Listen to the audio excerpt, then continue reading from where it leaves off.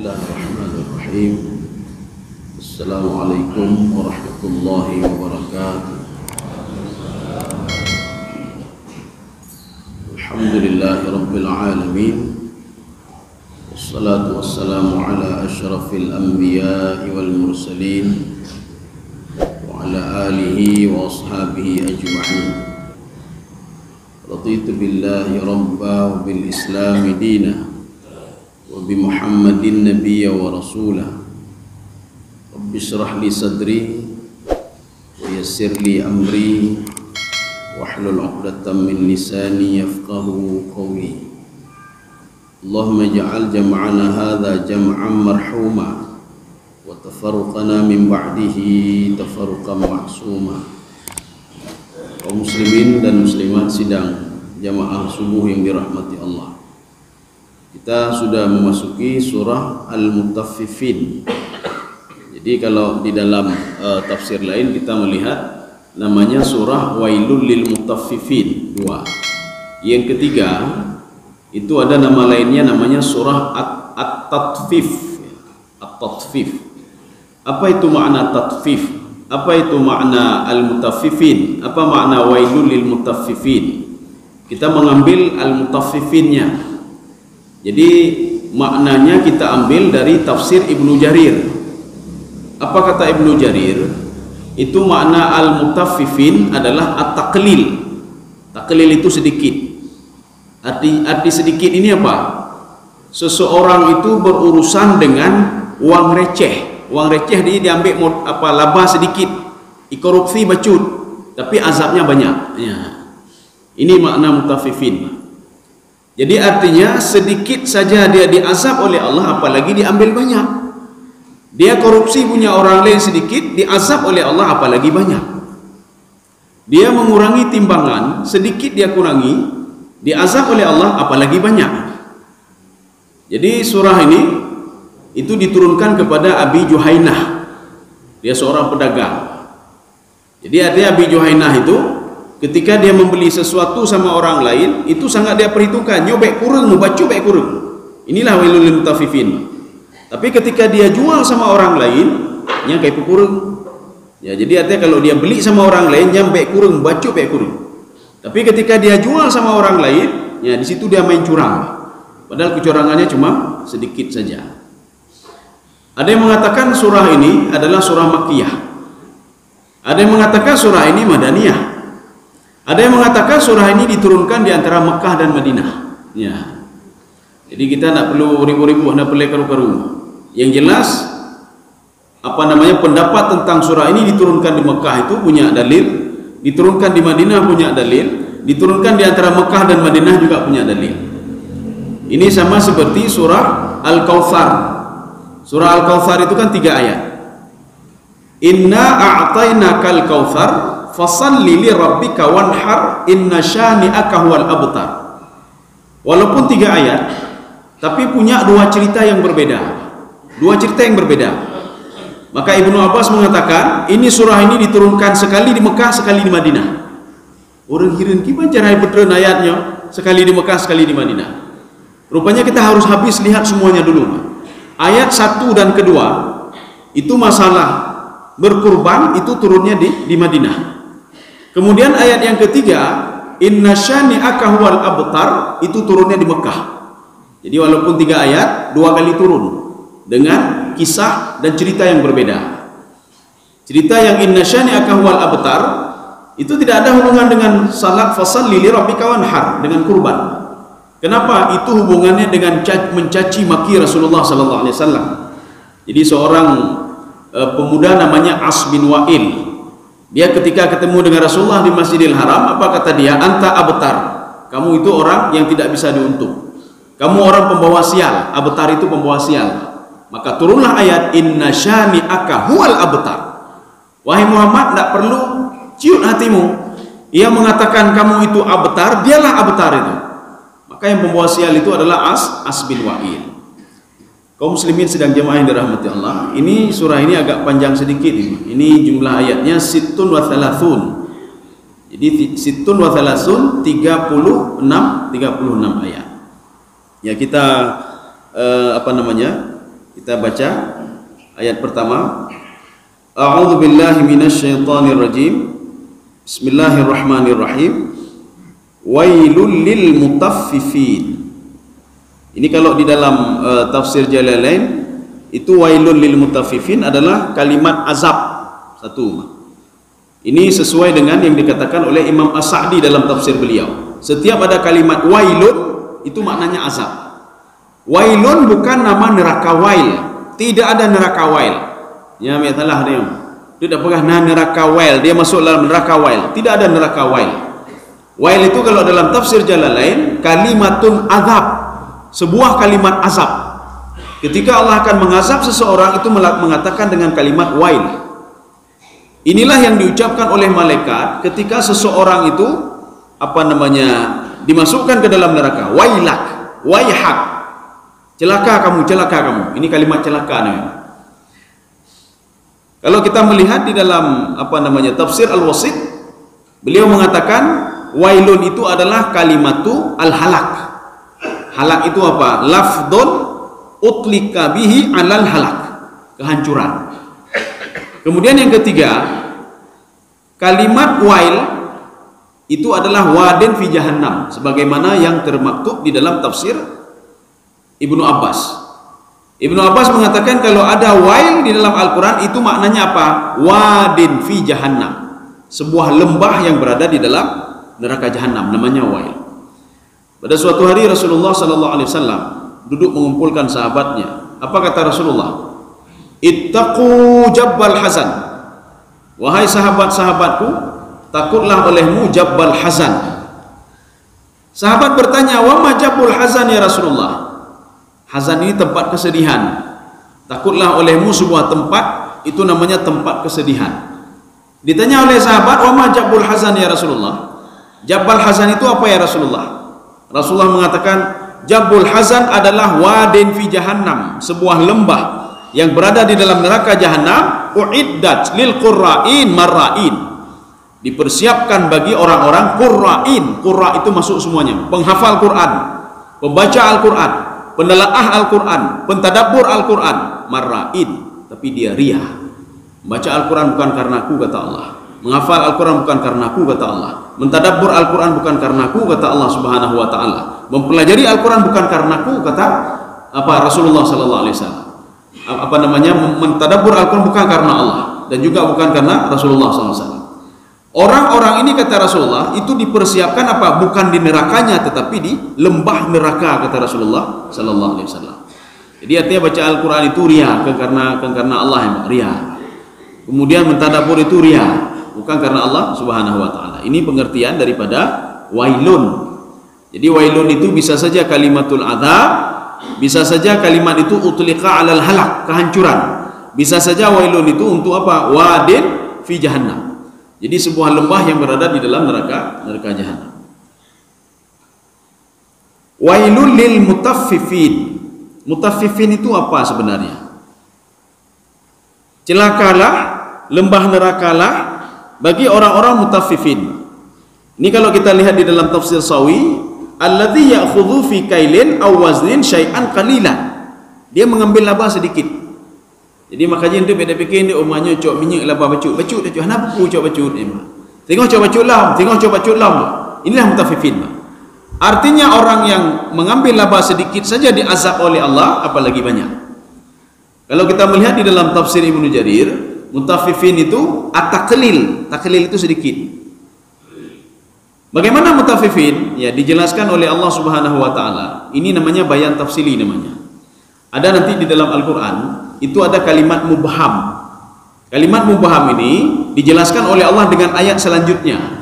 Apa itu mutaffifin? Ya, maka dijelaskan oleh Allah Subhanahu wa taala. Alladzina idza talu 'alan nasi yastawfun. Jadi ini sifat mutaffifin yang pertama. Sifat mutaffifin yang pertama, jadi mereka itu kalau seandainya membeli sesuatu sama orang lain, ini orang mutaffifin. Timbangannya tidak boleh berkurang sedikit pun. Nyan proteh lama. Ya hanjik kurung, bacu hanjik kurung. Ya, ini mutaffifin, ini yang pertama. Kemudian yang kedua, wa idza taluhum wa idza kaluhum aw wazanuhum yukhsirun. Kalau seandainya mereka menimbang untuk orang lain, ya disitulah mereka berbuat curang. Ini kecurangan ini sudah pernah dilakukan oleh kaum Madian. Kaum Madian itu di mana? Di Yordania. Seorang nabi diutus itu adalah Nabi Syuaib alaihissalam. Nabi Syuaib diutus oleh Allah kepada kaum Madian karena mereka mengurangi timbangan. Nanti akan kita lihat bagaimana azab mereka. Mereka diazab oleh Allah Subhanahu wa taala. Dan bagaimana disebutkan di dalam hadis juga, mereka diazab oleh Allah Subhanahu wa taala. Dalam hadis At-Tabrani, memang azabnya itu berbeda. Azab kaum Syuaib ketika mereka mengurangi timbangan, itu Nabi Syuaib mengatakan, ini perbuatan dosa, Allah tidak ridha, Allah tidak suka kepada ini. Sehingga mereka mengatakan, apa urusan kamu ya Syuaib? Akhirnya Allah Subhanahu wa taala menyuruh Nabi Syuaib dan pengikut Nabi Syuaib untuk keluar dari Madian. Kenapa? Karena mereka akan diazab oleh Allah Subhanahu wa taala. Fa akhadhathumur rajfatu fa asbahu fi darihim jathimin. Jadi makanya ayat ini, dalam surah ini ada dua ayat yang model seperti ini. Yang pertama untuk kaum Samud, yang kedua untuk kaum Madian. Makanya di dalam sejarah, dua kaum yang mereka matinya dalam posisi tangan itu memegang kaki cuma dua kaum saja. Kaum Madian dan kaum Samud. Maka yang disebutkan dengan jathimin dalam Al-Quran, jathama, arti jathama, mereka duduk kakinya ke depan dan dia pegang kakinya begini.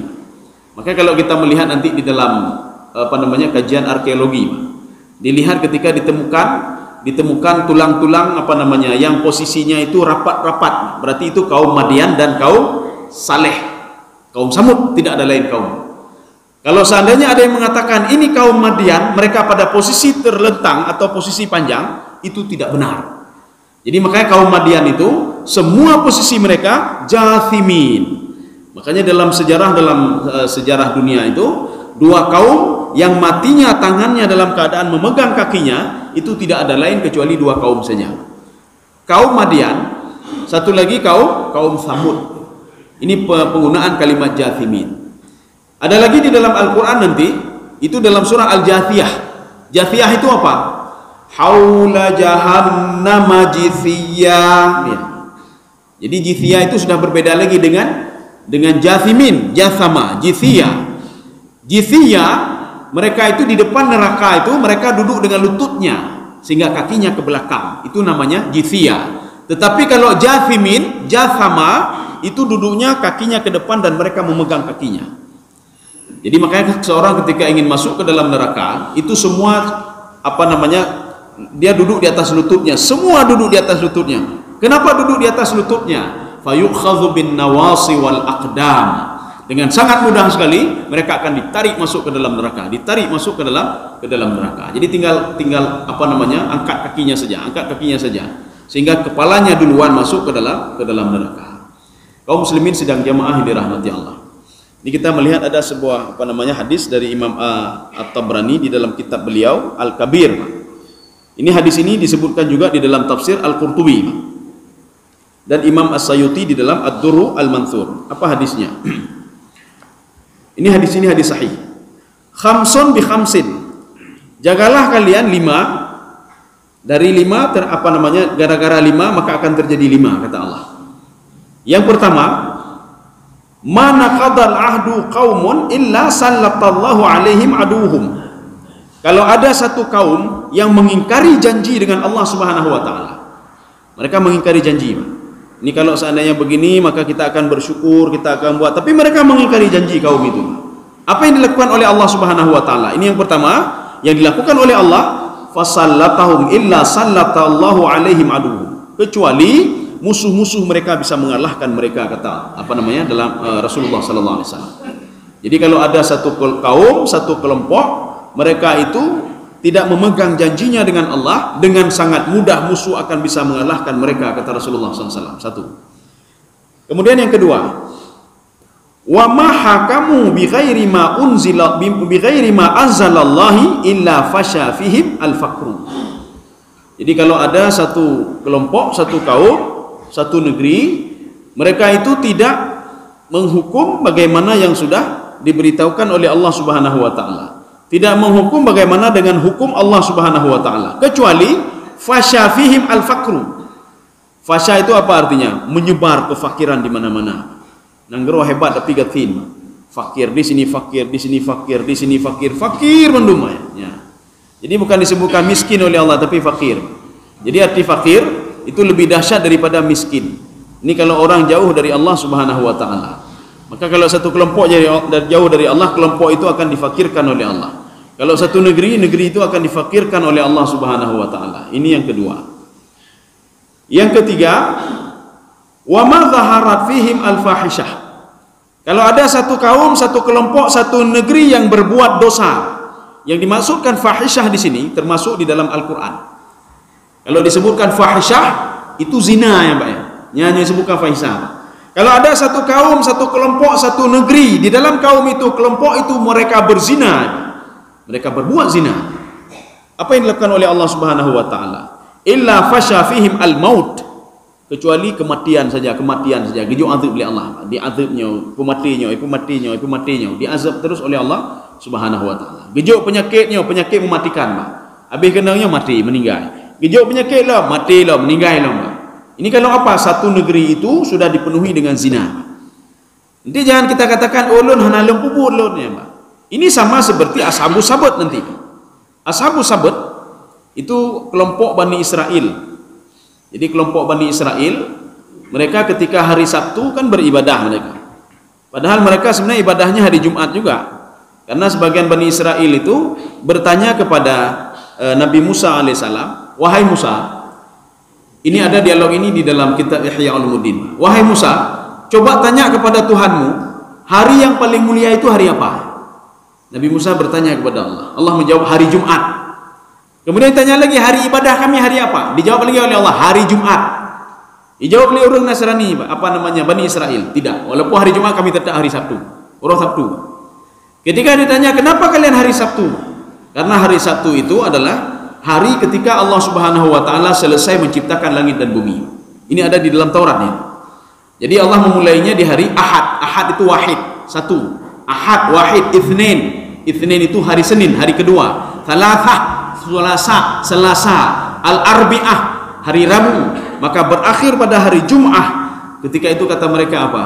Untuk menghormati Tuhan itu beristirahat ya Pak. Pada hari Sabtu maka kami juga beristirahat pada hari Sabtu. Gapkah ahli Allah, boh kajut boh kata Allah. Kalian beribadah hari Sabtu kata Allah. Ketika beribadah di hari Sabtu, jangan buat macam-macam di hari Sabtu. Jangan keluar di hari Sabtu. Hari Sabtu terus beribadah. Jangan memancing di hari Sabtu. La ta'du fi sabti. Jangan memancing di hari Sabtu. Akhirnya apa? Mereka ketika tidak keluar di hari Sabtu, mereka melihat ikan banyak sekali. Orang Sabtu cukup jahingkun. Lagi kitanya orang Jumat untuk beribadah. Kena baik debi-debi orang Jumat, baik jajak orang Jumat. Rupanya ketika tidak pergi hari Jumat, ikan paling banyak hari Jumat. Akhirnya mereka membuat suatu hilah. Hilah itu mengelabui, ya kelabui. Ya, ini dia buat cara begini, bagaimana caranya supaya ikan itu dapat. Ya, dan mereka tidak mau mendengar perintah Allah. Rupanya di situ ada 3 kelompok. Kelompok yang pertama berbuat maksiat. Mereka tidak mau mendengar. Kelompok yang kedua itu kelompok yang memberi kelompok yang pertama, kelompok yang melakukan maksiat itu sendiri. Kelompok yang kedua, kelompok yang menasihati. Ai baik ne pubutnya dega azab li Allah. Kelompok yang ketiga, kelompok yang diam saja. Lima ta'iduna qaumanillahu muhlikuhum. Untuk apa kamu memberikan nasihat kepada mereka? Nanti mereka kan akan diazab oleh Allah. Yang 3 kelompok. Rupanya ketika diazab oleh Allah Subhanahu wa taala, yang diazab adalah kelompok pertama dengan kelompok yang ketiga. Kenapa diazab kelompok pertama? Karena dia buat maksiat. Kenapa diazab kelompok yang ketiga? Karena dia diam saja. Kenapa tidak diazab kelompok yang kedua? Karena kelompok yang kedua berusaha untuk melarang kelompok yang pertama tidak berbuat maksiat. Maka kalau kita tidak ingin juga diazab oleh Allah Subhanahu wa taala, paling enggak pupu yang ketepu tak dakwah haju ni. Ayo haju tu je. Icaci maki dia urusan kedua ni. Baik ne pukurung timbangan. Hai dengar kakak urusannya, Pak. Jangan berzinanya urusan terserah, kalau dia nak mendengar itu urusan dia dengan Allah Subhanahu wa taala. Yang jelas kita sudah lepas, Pak. Kita sudah lepas. Kaum muslimin sedang jemaah yang dirahmati Allah. Ini sudah 3 nih. 2 lagi. Wala apa ini? Mana tadi? Wala taffaful kaila Kalau ada kelompok yang mengurangi timbangan, ya, jadi pekurun timbangan, Pak. Nyo sebenarnya duno karena pekurun timbangan. Illa mana'un nabat wa akhadhu bisinin minal qahti. Kecuali apa? Tumbuh-tumbuhan itu pada kelompok itu, pada kaum itu tidak ditumbuhkan oleh Allah. Hasil panen gagal. Ini gara-gara apa? Mereka mengurangi timbangan. Tapi azab ketika pada masa Nabi Syuaib alaihissalam, ketika kaum Madian itu mengurangi timbangan, azabnya bagaimana? Fa akhadathumur rajfah.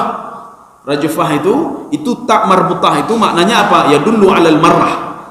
Jadi digempakan oleh Allah Subhanahu wa taala, gempa. Jadi makanya kalau ada gempa itu identik dengan urung pekurun timbangan.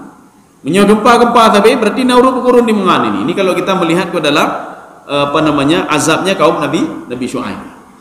Makanya Allah Subhanahu wa taala berpesan kepada Nabi Muhammad sallallahu alaihi wasallam, "Ya Muhammad, kasih tahu kepada umatmu, kalau seandainya mereka mengulangi lagi kejadian dulu itu, azabku juga akan aku ulangi," kata Allah Subhanahu wa taala. Jadi makanya kalau ada nanti sebagian kelompok seperti kaum Madian, maka azab mereka itu akan diulangi lagi oleh Allah Subhanahu wa taala. Makanya menyodakalan bahkan gempanya berarti ramai urung yangnya, pekurun timbangan ya, Pak. Ya, ini kalau kita merujuk ke dalam azab Allah kepada kaum Madian. Kemudian yang kedua, azabnya itu kalau dalam hadis ini akhadhu an-nabat.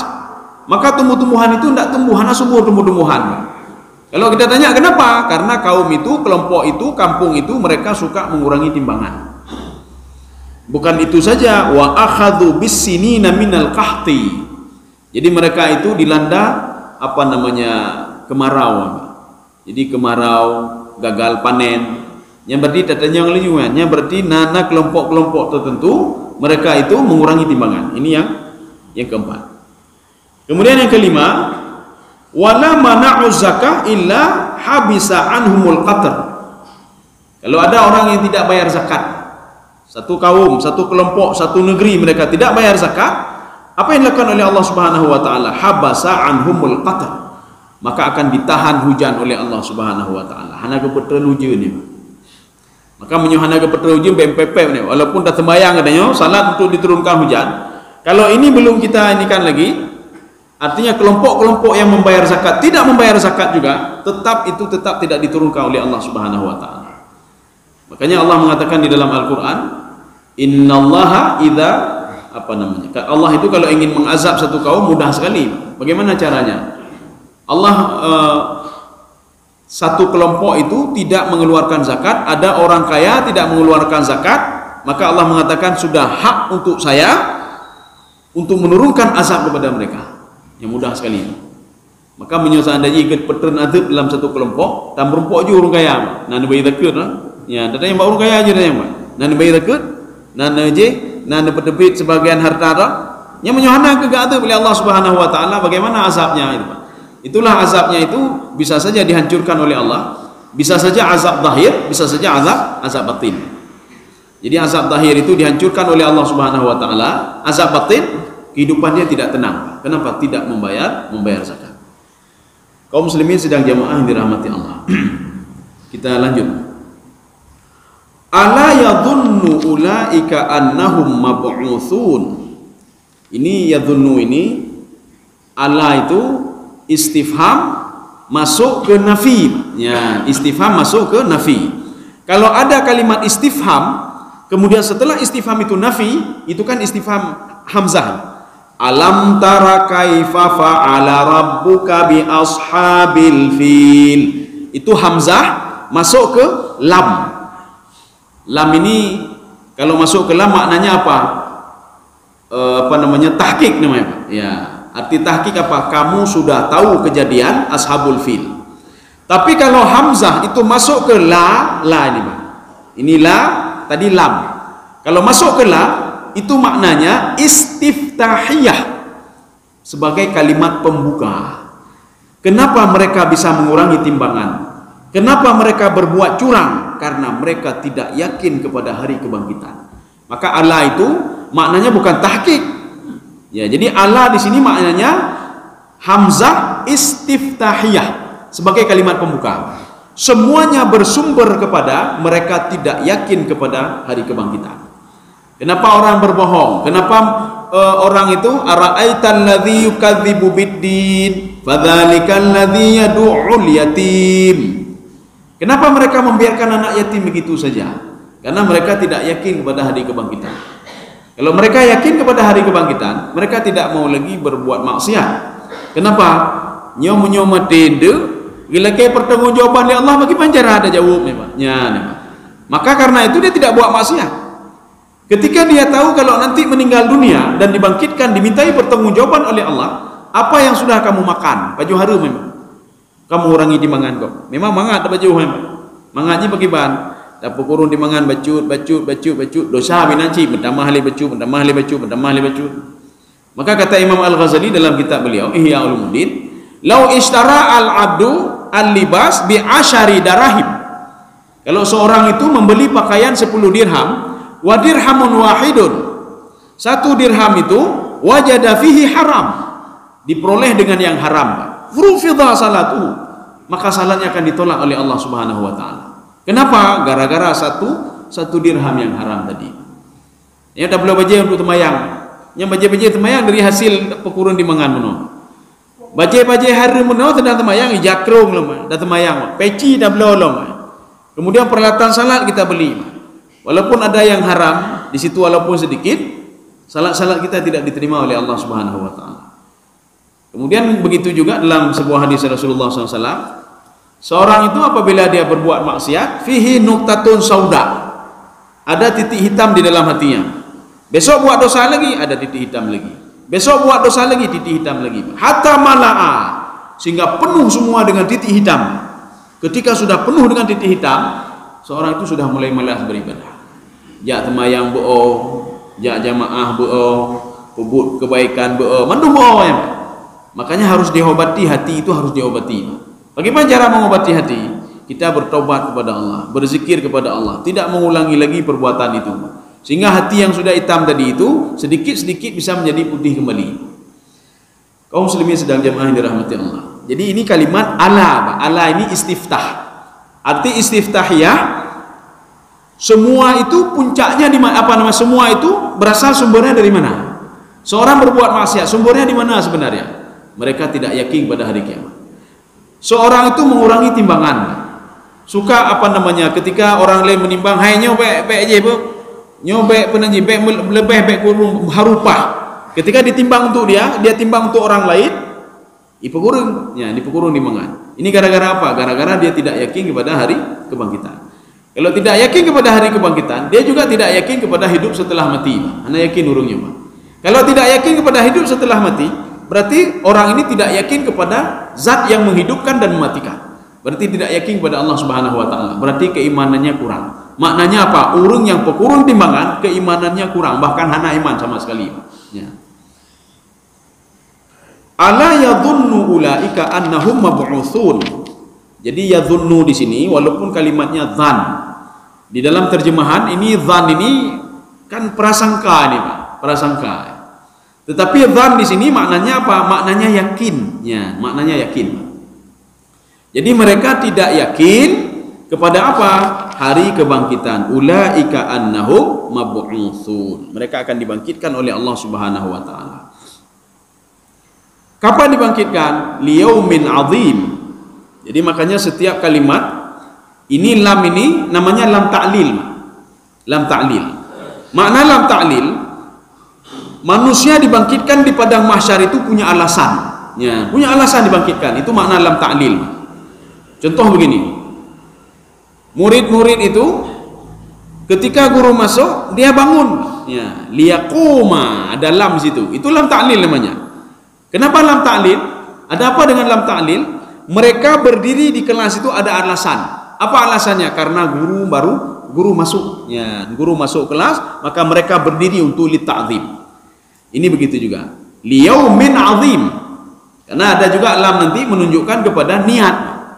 Mana niat? Fasalli li rabbika wanhar. Itu lam itu ya dulu ala apa itu? Menunjukkan kepada apa? Ikhlasu fil ibadah. Ikhlas dalam beribadah. Maka jangan pernah harap dapat telaga Al-Kautsar walaupun 2 syarat sudah kita dapatkan. Fasalli, kita sudah salat fardu dan kita sudah berkurban, jangan pernah harap pekan hana demi telaga kau sarlut. Padahal syarat sudah ada dua-dua. Ya, kita mungkin tidak ikhlas dalam beribadah, tidak ikhlas dalam ibadah salat kita. Kita tidak ikhlas dalam berkurban. Yang berkurban api selfie tabo dunia hidup yang kurban tabo kameng. Yang terbaik kameng home yang tabo kameng. Selfie gede, maka dikhawatirkan yang selfie yang itu membawa kepada apa namanya ujub dan ria. Angka yo beranya Pak. Ujub dan ria. Maka dia selfie aku haju ni sembelih terus sana. Ngapain selfie lemah? Kaum muslimin sedang jemaah yang dirahmati Allah. Jadi makanya tergantung kepada fasalli li rabbika wanhar. Wanhar itu tidak ada li rabbika lagi. Kenapa? Karena sudah ataf dia. Kalau istilah Imam Al-Baydawi apa? Atfu jumlah. Jadi kalau ataf itu hukumnya sama. Kalau salat itu diterima oleh Allah dengan syarat kita ikhlas karena Allah, wanhar berkurban begitu juga harus ikhlas karena Allah Subhanahu wa taala. Ikhlasnya ibadah hati, ya. Hana ke dia pegah melalui apa ke? Dah pegah dia lun ikhlas lebih kami berarti hana ikhlasnya, Pak. Ya. Hana boleh pegah ikhlasnya, Pak. Ikhlas itu maka pada suatu hari kita ulang-ulang sedikit. Nabi Muhammad ditanya oleh umatnya, "Wahai Muhammad, ikhlas itu apa?" Ya. Nabi Muhammad mengatakan, "Saya tidak tahu apa itu ikhlas. Bagaimana bentuk ikhlas? Bagaimana ikhlasnya saya jelaskan kepada kalian, saya tidak tahu. Sa'as'al Jibril. Saya akan bertanya kepada Jibril." Ketika itu Nabi Muhammad ketemu dengan Jibril dan bertanya, "Ma huwa ikhlas ya Jibril?" Apa itu ikhlas ya Jibril? Jibril mengatakan, "Saya tidak tahu juga." Hana hukum lho, bagaimana cara menggambarkan, deskripsikan bagaimana ikhlas itu. Hana lu doa lho. Ya. Nanti akan saya tanya kepada Allah Subhanahu wa taala. Ketika itu malaikat Jibril bertanya kepada Allah, "Ya Allah, apa itu ikhlas?" Ini ada dalam salah satu tafsir, termasuk di situ juga tafsir Sawi, dialog ini. Ditanya oleh malaikat Jibril, "Ma huwa ikhlas ya Allah?" Apa itu ikhlas? Dijawab oleh Allah, "Ikhlas itu adalah sirrun baini wa baina abdi." Ikhlas itu adalah rahasia antara saya dan hamba saya. Kamu saja tidak tahu kamu apa si fulan itu ikhlas atau tidak ikhlas. Muhammad saja tidak tahu si fulan itu ikhlas atau tidak ikhlas. Orang yang lain itu, hamba Allah yang lain juga tidak tahu apakah saudaranya ikhlas atau tidak ikhlas di dalam beribadah dan berinfak serta bersedekah. Tidak tahu. Yang tahu cuma saya saja, kata Allah Subhanahu wa taala. Cuma saya saja yang tahu. Kaum muslimin sedang jamaah yang dirahmati Allah. Makanya ikhlasnya dalam hati. Kita yang dah berkurban dah tumbang aja juga deh. Dalam hati ikhlasnya. Hana boleh dah pegang. Yang punya dah pegang. Nyolo ikhlas, lu bantu cukup ikhlas lu ni. Berarti hana ikhlas. Dia nak orang pegang lu cukup sabar kan lebihnya. Berarti lebihnya hana sabar ya, Pak. Yang sabar hana boleh pegang sabar ya. Sabar itu juga ibadah hati, ya, ibadah hati. Yang qanaah hana boleh pegang sih. Karena salah satu ibadah hati juga qanaah. Qanaah itu menerima apa adanya. Hana perlu pegah. Hai lu cukup qanaah urun berarti hana qanaah ya. Lu cukup tawadhu urun berarti hana tawadhu nya, Pak. Tawadhu itu juga salah satu ibadah hati, Pak. Kenapa ibadah hati? Seorang dengan tawadhu dia teringat kepada Allah. Seorang dengan qanaah dia teringat kepada Allah Subhanahu wa taala. Seorang dengan bersabar dia teringat kepada Allah, dia sedang berzikir kepada Allah. Inilah zikir a'zam namanya, yang dikatakan oleh Imam Dr. Yasir Burhami dalam kitab beliau A'malul Qulub. Az-zikrul a'zam, zikir yang paling dahsyat itu adalah zikir hati. Mana zikir hati? Yang yang bunuh, Pak? Sabar. Ini zikir hati, Pak. Maka menyodakkan orang lain, pahala hidup pahala orangnya oleh dan mengapa?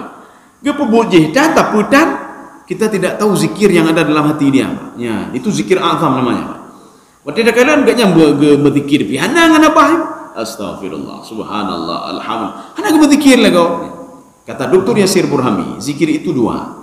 Ada zikir lisan, ada zikir qalb. Zikir lisan dah zikir subhanallah, alhamdulillah, wa la ilaha illallah, Allahu akbar. Artinya apa? Itu zikir-zikir untuk mengingat Allah. Tapi kata Dr. Yasir Burhami, kata-kata lun, kita bisa merujuk nanti dalam kitab beliau. Tetapi banyak orang berzikir lisan, dia itu apa? Munafik, pembohong. Ya. Lidahnya saja berzikir, tapi perbuatannya tidak berzikir. Gede mana agak pegaknya zikir juga astagfirullah, subhanallah. Tajibil wa mana agak ni, Pak. Kegagak macam-macam. Ya, itu banyak mereka pembohong dengan zikirnya, tapi zikir hati tidak pernah berbohong, kata Dr. Yasir Burhami, Pak. Orang sabar tak pernah berbohong, Pak. Kenapa? Karena yang sabar itu adalah hatinya. Tapi ketika dia mengucapkan dengan mulutnya, berarti itu dia tidak bersabar. Kaum muslimin sedang jamaah yang dirahmati Allah. Maka makna liyaumin azim itu lam itu adalah lam ta'lil. Artinya Allah punya alasan kenapa kita dibangkitkan di padang mahsyar. Ada alasan. Alasannya apa? Di dunia dulu ada orang dizalimi, hanadil, Pak. Kita dizalimi, Pak. Maka ketika di padang mahsyar itu, ini kegebetepat mandung oleh Allah Subhanahu wa taala. Kegebetepat mandung oleh Allah. Bukan manusia saja, binatang juga demikian. Kita bisa melihat nanti apa di dalam surah Yasin, Yasin atau Sajadah.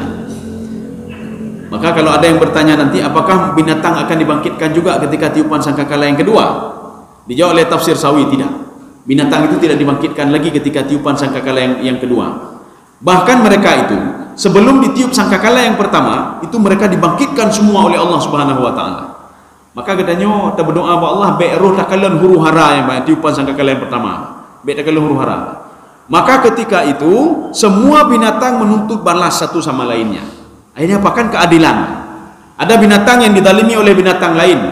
Maka ketika itu sebelum ditiup sangkakala yang pertama, semua dibangkitkan oleh Allah. Sekarang kalian tuntut balas satu sama lainnya. Setelah mereka menuntut balas, apa kata Allah? Kunu turaban. Jadilah tanah kalian semuanya. Akhirnya mereka menjadi tanah, baru ditiup sangkakala yang pertama, hancur semuanya. Kemudian setelah itu ditiup 40 tahun kemudian, kata Imam Jalalain, 40 tahun kemudian baru ditiup sangkakala yang kedua, baru semua bangkit di padang mahsyar. Yang tidak bangkit siapa? Binatangnya hanya bangkit oleh binatang. Ini maksud liyaumin yaumin azim. Apa itu yaumun azimnya? Makanya inilah namanya tafsir Al-Qur'an bil Qur'an. Al-Qur'an itu ditafsirkan dengan ayat Al-Qur'an. Makanya ketika kita nanti membaca surah Al-Mutaffifin, ini ayat ini bisa saja ditafsirkan di surah lain. Ketika kita baca surah Al-Fatihah, bisa saja ditafsirkan melalui surah lain. Ini namanya tafsir Al-Quran bil Quran. Satu. Yang kedua, lafaz ini bisa saja seperti tadi, Pak. Dia masih mubaham. Liyaumin azim. Yaumun azim itu apa? Hari yang sangat besar itu apa? Inilah yang dikatakan oleh Nabi Adam alaihissalam. Ketika Nabi Adam didatangi oleh sekelompok orang, sekelompok manusia yang minta diberikan syafaat oleh Nabi Adam alaihissalam. Apa kata Nabi Adam alaihissalam? Hadza yaumun azim. Nyoro uro penaji huro, kabeh huro sebenarnya kan? Kabeh huro, hanale huro kecuali yang kenyo puncak yang kenyo, kata Nabi Adam. Saya takut sekali kepada Allah Subhanahu wa taala. Allah tidak pernah marah sekali kecuali hari ini, kata Allah Subhanahu wa taala. Maka jangan jumpai saya. Ini penggunaan yaumun azim. Begitu juga ketika di dalam Al-Quran itu disebutkan azabun azim, ya. Azabun azim. Azim itu artinya apa? Nanti ada azabun asyadid, azabun alim, azabun muhin, azabun muqim. Ya, azab itu banyak. Azabun azim. Jadi azim itu begini, Pak. Ketika seorang itu di dunia dia memprediksikan begini, panena azabnya ditut paling-paling titun 2 tahun ya. Ketika dia masuk ke neraka, dahsyat dah lagi. Ini azabun azim. Maka inilah namanya liyaumin azim. Begitu dahsyatnya dan tidak pernah terpikir di kepala manusia. Anak-anak terbayang Pak oleh dia. Kapan terbayangnya? Ketika kita nanti bangkit di padang mahsyar, baru terbayang. Sebagaimana orang tidak terbayang air laut itu bisa naik ke daratan. Padahal di dalam Al-Quran sudah jelas sekali bagaimana cara air laut itu bisa naik ke daratan. Ketika Allah menggambarkan kaum Sabak, ya, kaum Sabak. Fa arsalna alaihim sailal arim. Saya mengirimkan air laut kepada kaum Sabak. Jadi makanya air laut itu gunung baik, gunung, gunung seperti pasukan Allah, Pak. Setelah habis dihancurkan semuanya, isungket bak-bak kaya mendung, Allah ingin mengambil ini punya saya semuanya. Kalian sudah saya berikan, kalian tidak bersyukur. Sekarang saya ambil kembali punya saya, kata Allah Subhanahu wa taala. Setelah diambil semua, air ini kembali lagi ke lautnya. Secara logika ini temakai. Kibancara ilaut. Sifat air laut itu air apa saja dia akan turun ke tempat paling bawah dan dia tidak mau naik ke atas. Kayak ini temakai. Kapan masuk akal kita ketika kita menyaksikan sendiri, Pak? Bagaimana air laut itu udarakan, setelah dia naik ke daratan, habis semuanya, dia kembali lagi ke lautan. Waktu itu kalian, barunya. Inilah namanya liyaumin azim. Penggunaan kalimat azim. Azim itu apa artinya? Jauh di dalam perkiraan manusia. Dalam perkiraan manusia, umai padang mahsyar, getanya utulun di padang mahsyar yang kedua rame-rame binan, hana terbayangkan lagi kita bayangkan ya, Pak. Inilah yang dikatakan dengan azabun azim. Karena Yahudi dan Nasrani itu mengatakan begini di dalam tafsir Al-Baydawi, Pak. Apa kata mereka? Kami ini kalau diazab, udzibna bi arba'ina sanah. Kami kalau diazab itu oleh Allah 40 tahun saja diazab. Kenapa 40 tahun? Ada apa dengan angka 40 ini, Pak? Rupanya Bani Israel, mereka ketika ditinggalkan oleh Nabi Musa alaihissalam, selama 40 hari mereka menyembah patung. Ya, khuar itu apa? Patung yang dibuat dari emas dan mengeluarkan suara. Khuar itu suara lembu. Khuar. Rupanya mereka sudah dikelabui oleh seseorang namanya Samir. Apa namanya?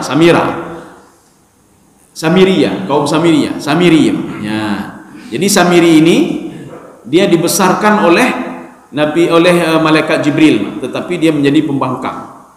Kemudian Nabi Musa dibesarkan oleh seorang pembangkang menjadi nabi. Ya, balik-balik. Ya. Maka tidak perlu heran, kalau ada orang membesarkan seseorang, ulama dia besarkan ini, bisa jadi anak ini tidak menjadi ulama, bisa jadi pencuri. Ada juga seorang pencuri membesarkan seseorang anak, bisa jadi anak ini tidak menjadi anak pencuri tapi juga ulama. Ya. Ini sama seperti kejadian Nabi Musa alaihissalam. Nabi Musa dibesarkan oleh orang yang mengatakan saya Tuhan. Wa hadhil anharu tajri min tahti, Tuhan. Wa ana rabbukumul a'la. Saya adalah Tuhan kalian yang paling tinggi. Tapi yang dibesarkan itu menjadi seorang nabi, ya, seorang rasul. Samiri begitu juga. Samiri dalam sebuah riwayat dia anak zina, ya. Ya, dia dibesarkan oleh malaikat Jibril. Jibril yang membesarkan dia, kan sembarangan, Pak. Dibesarkan oleh Jibril, tetapi menjadi orang musyrik dan pembangkang. Makanya ketika itu, dari mana emas itu? Emas itu rupanya emas yang sempat dibawa lari oleh Bani Israel ketika dikejar oleh Fir'aun. Istri Fir'aun kan banyak sekali. Jadi malam-malam itu sebelum mereka lari tengah malam, mereka mencuri emasnya istri Fir'aun. Masing-masing mati-mati cok. Ketika mereka sudah sampai ke perkampungan Tih itu, jadi dari Mesir mereka mau ke seberang itu kan melalui Laut Merah. Setelah sampai ke Laut Merah itu, lewat Laut Merah itu namanya perkampungan Tih. Di perkampungan Tih itu Nabi Musa keluar ke Bukit Tursina untuk beribadah selama 40 hari. Itulah sebab turun Taurat yang 40 hari. Selama 40 hari itu mereka didatangi oleh Samiri, buatlah lembu. Akhirnya apa kata Samiri? Lembu ini mengeluarkan suara, maka dia adalah Tuhan. Inilah yang disembah oleh Nabi Musa alaihissalam. Ini yang disembah oleh Harun. Sekarang sembahlah lembu ini. Rupanya setelah diselidiki di dalam tafsir itu, lembu itu kenapa mengeluarkan suara? Ya, rupanya ada rongga-rongga. Emas itu kan punya rongga-rongga ketika kita buat andak padan. Maka ketika ditiup oleh angin, dia mengeluarkan suara. Maka dinamakan dalam Al-Quran khuar. Khuar itu suara lembu. Ya. Makanya mereka semua sujud dan patuh kepada Samiri tadi.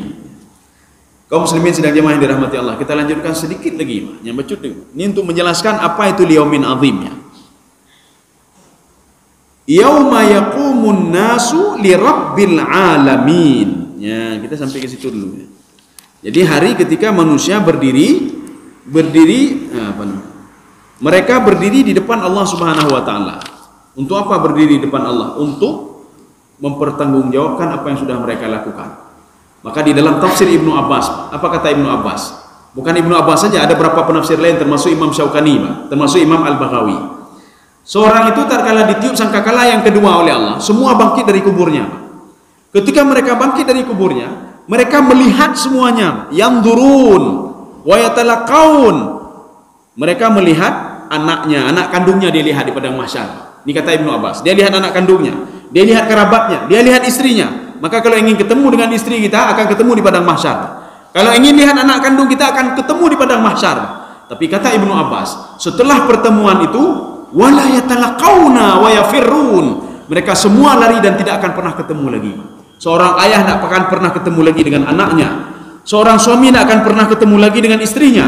Seseorang itu tak akan pernah ketemu lagi dengan kerabatnya, kecuali kapan? Ketika mereka akan masuk ke dalam sorga, maka akan ketemu di dalam sorga nanti. Kalau mereka masuk ke dalam neraka, maka mereka akan ketemu dalam neraka nanti. Ya. Ini tafsir kita jumpai di dalam tafsir Ibnu Abbas. Kita jumpai juga di dalam Fathul Qadir yang dikarang oleh Imam Asy-Syaukani. Tapi beda nanti dengan anak saleh. Anak saleh itu dia tidak akan lari dari orang tuanya, bahkan dia akan cari orang tuanya di padang mahsyar. Tapi kalau anak tidak saleh, dia setelah dia bertemu dengan ayahnya, mereka akan lari, semuanya lari, Pak. Yauma yafirrul mar'u min akhihi wa ummihi wa abihi wa sahibatihi wa bani likulli imri'in minhum yauma idzin sya'nu yughni.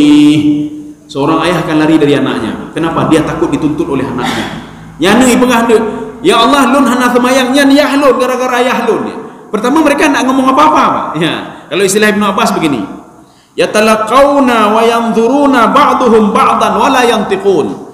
Mereka melihat satu sama lainnya, mereka berkenalan, oma anu lun nego, oma inang lun nego, oma kerabat lun nego, oma ayah lun nego, oma mak lun nego. Mereka lihat semuanya, Pak. Wala yantiqun, tapi mereka tidak ngomong sedikit pun. Setelah itu kata Ibnu Abbas, wa yafirrun, mereka akan lari, Pak.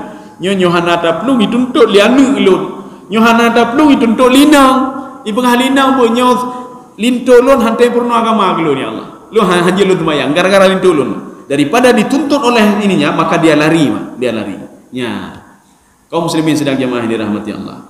Makanya orang-orang pembuat dosa itu kadang-kadang dia mengatakan begini, lau yaftadi, ya, yawaddul mujrim. Orang-orang pembuat dosa itu dia mengatakan kepada Allah, ya Allah, yang bunuhnya anu ilun, ya Allah, saya itu anak saya sebagai jaminan, ya Allah, sebagai tumbal. Asalkan saya bisa masuk ke dalam surga, masukkan dia ke dalam neraka, ya Allah. Ya, anak juga ngomong demikian. Lun ya Allah lun puga bino urun cilo hantai purno lun sembayang, ya Allah. Maka oleh karena itu orang tua saya sebagai tumbal asal saya bisa masuk ke dalam surga. Maka kenapa mereka saling lari satu sama lainnya? Supaya tidak dimintai pertanggungjawaban oleh anaknya, oleh ayahnya, oleh suaminya, oleh istrinya, oleh kerabat-kerabatnya. Ya, saya rasa cukup sekian. Ya, posen itu cukup. Mungkin ada yang perlu kita dialogkan, kami persilakan.